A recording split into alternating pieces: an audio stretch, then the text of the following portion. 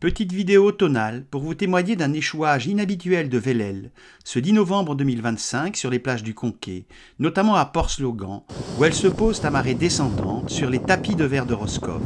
et s'accumulent encore vivantes dans les mares et dans les laisses de mer. Clap de fin brutal mais naturel d'une histoire complexe qui aura commencé au large de la mer d'Iroise dans le plancton, puis dans le Pleuston, il y a quelques semaines et qui se termine inéluctablement sur les côtes face au vent dominant.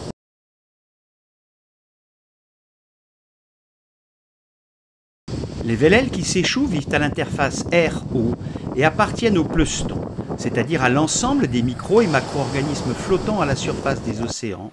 comme les galères portugaises ou physalie, siphonophores marins dont les longs filaments sont urticants et potentiellement létaux, les gentines, superbes gastéropodes marins et redoutables prédateurs du Pleuston, et les dosimas, crustacés pédonculés qui s'échouent également sur les plages du Conquet et que vous retrouverez sur ce canal dans une vidéo spécifiquement dédiée au Pleuston. Ces magnifiques cnidaires bleu-azur, cosmopolites des océans tropicaux et subtropicaux du globe, y compris en Méditerranée, appartiennent au même embranchement des cnidaires que les méduses, avec lesquelles elles se retrouvent souvent échouées.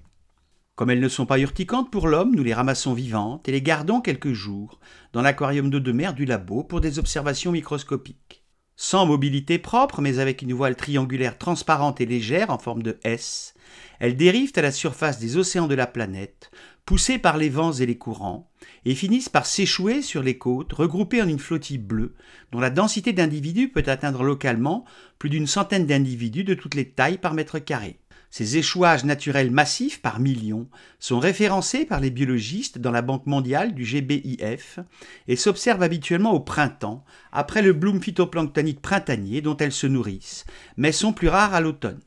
Selon certains amis biologistes marins que j'ai contactés, l'augmentation de la fréquence des échouages de vélèles sur nos plages, mais également à des latitudes plus élevées comme sur les côtes anglaises, serait accentuée par le réchauffement climatique et la hausse des températures des océans.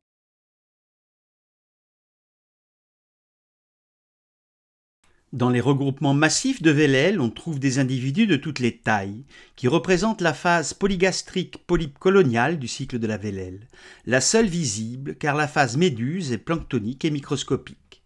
Sur la face aborale supérieure du flotteur est implantée une voile chitineuse triangulaire, souple et cloisonnée, d'environ 1 à 3 cm de haut, basse, transparente, en forme de S et oblique, de 40 degrés le plus souvent à gauche par rapport à l'axe de la colonie. Lorsqu'on observe une vélèle de près, on s'aperçoit que ce radeau, bordé d'une frange bleu-azur, était en réalité une colonie flottante d'environ 6 cm de long par 3 cm de large, construit autour d'un flotteur chitineux appelé pneumatophore, sous lequel sont agrégés de petits organismes bleu clair et creux, appelés zooïdes, caractéristiques des cnidaires hydrozoaires.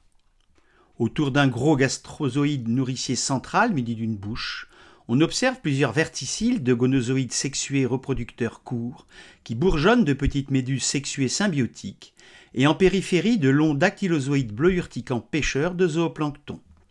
Tous ces zoïdes sont étroitement liés les uns aux autres par un réseau complexe de canaux gastriques connectés à la cavité générale, ce qui leur permet de partager la nourriture capturée par les dactylozoïdes périphériques.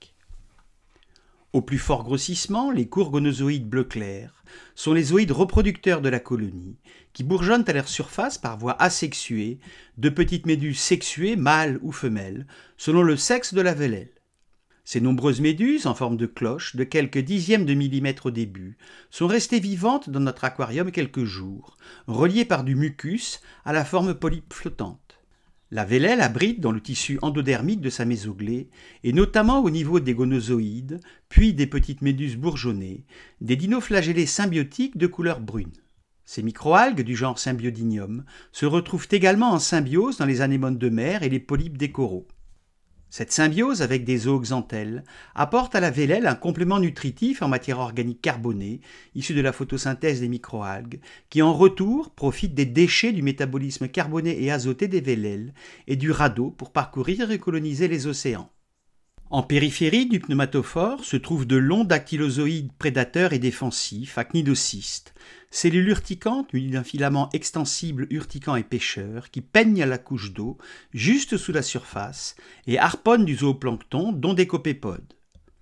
La vélèle est donc un holobionte, c'est-à-dire un superorganisme hôte de microalgues, et colonial, dont les centaines de zooïdes spécialisés disposés à la face orale inférieure en cercle concentrique assurent des fonctions de défense, de nutrition et de reproduction qui concourent ensemble à la biologie et au cycle de la vélèle.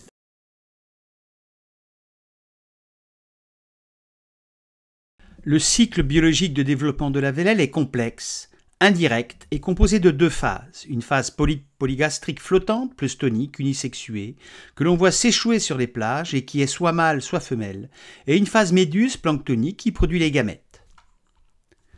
Contrairement à la plupart des espèces de ce phylum, dont la phase polype est fixée au fond, sur les rochers ou les algues, les stades polygastriques des vélèles dérivent à la surface des océans. On peut donc interpréter une vélèle adulte comme un hydrozoaire retourné, formant un superorganisme holobionte complexe, symbiotique et planctonophage, capable de vivre et d'évoluer comme un seul individu. L'apport en sels minéraux dissous apporté par le lessivage des sols et la température élevée des eaux de surface sont favorables à la croissance du phytoplancton, consommé ensuite par le zooplancton dont se nourrissent les vélèles. Les températures anormalement élevées des eaux de l'Atlantique Nord, l'ensoleillement encore important du mois d'octobre et l'apport en sels minéraux dissous, issus du lessivage des sols par les pluies automnales, ont créé les conditions d'un bloom phytoplanctonique automnal important qui a alimenté le zooplancton dont se nourrissent les vélèles. Les premières dépressions automnales avec leur vent du sud-ouest ont ensuite poussé les vélèles habituellement hauturières sur les côtes.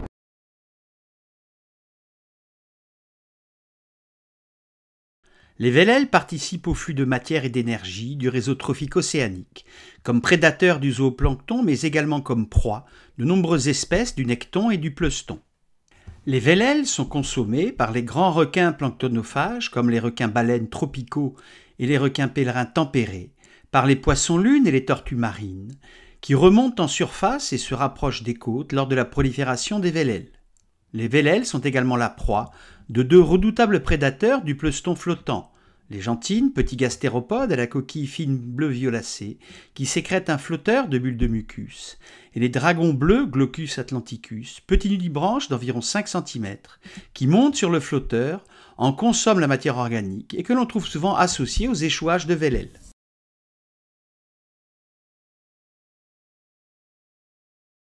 Comme la vélèle contient plus de 90% d'eau, sa décomposition est rapide. Le lendemain de la vidéo de leur échouage à Port-Slogan, les vélèles mélangés au lest de mer avaient perdu pour la plupart leur matière organique, consommée notamment par de nombreux crustacés et insectes. Il ne subsistait de leur passage que la voile et le pneumatophore transparent, que les vents des tempêtes hivernales vont finir par disperser sur la lande littorale. Lors d'échouages massifs, la décomposition de millions de vélèles sur plusieurs dizaines de centimètres d'épaisseur peut générer une odeur pestilentielle pendant quelques jours, comme ce fut le cas au printemps 2024 à Saint-Mandrier dans la baie de Toulon. Les vélèles participent donc également par leur décomposition aux grands cycles géochimiques comme le cycle du carbone et de l'azote.